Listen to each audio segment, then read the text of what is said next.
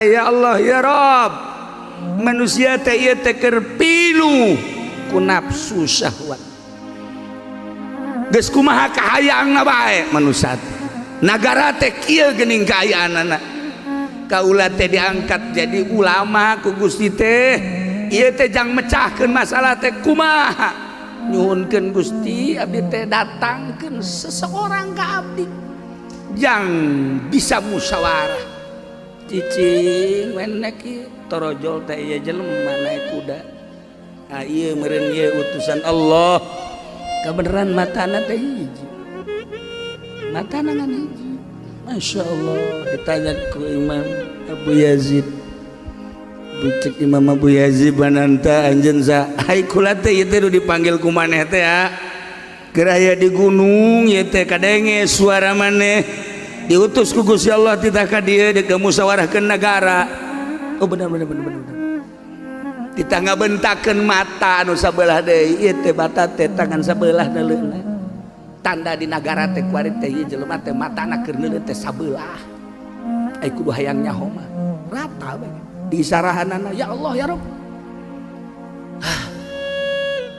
Titah meulah, titah mukakeun mata nu sabelah ieu.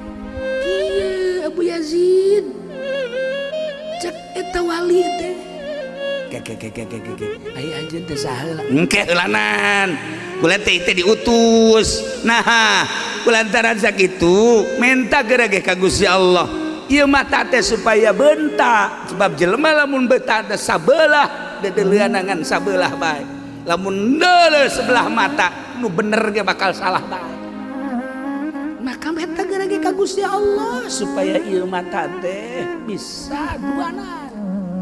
Menta munajat Abu Yazid Al-Bustami ka Gusti Allah ya Allah ya Rabb bukakeun mata abdi bukakeun mata hate abdi bukakeun mata hate umat-umat Gusti bukakeun mata hati jelema-jelema Gusti abdi apal bahwa Gusti teh nyieun sorga abdi apal Gusti teh nyieun neraka geus aya keputusan Gusti nu bakal ka sorga jeung ka neraka teh tetapi kewajaran abdi sebagai hamba Gusti ngadoa ka Gusti nyuhunkeun supaya jelema teh saralamet we Gusti kabeh wali mah doana kos kitu eueuh nu ngadoakeun silaka kabeh salamet urang jeung peuting teh kasaha bae salamet bae boro-boro nu bener nu salah ge didoakeun salamet bae loba jelema nu salah didoakeun salamet jadi wali ku wali mah kos kitu mantep jadi wali mah sebenarnya mah lain cara Habib Wartadi lain asal ngadeukeutan wali engke ge bawa